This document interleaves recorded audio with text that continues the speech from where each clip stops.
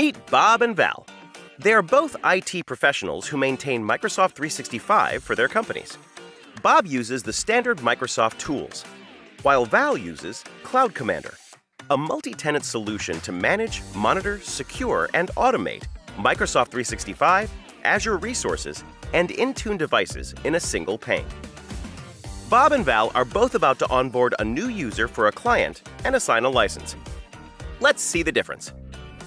Bob starts by adding the new user to Azure Active Directory, but he still needs to head over to Microsoft 365 to create a mailbox and ensure all the user's details like role, location, and phone number are all set up.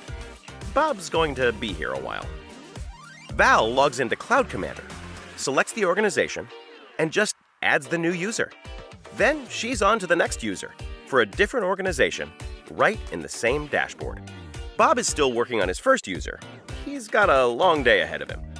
Thanks to Cloud Commander, Val's time is freed up to do things like take an actual lunch and discuss an exciting new project that will help her grow her practice.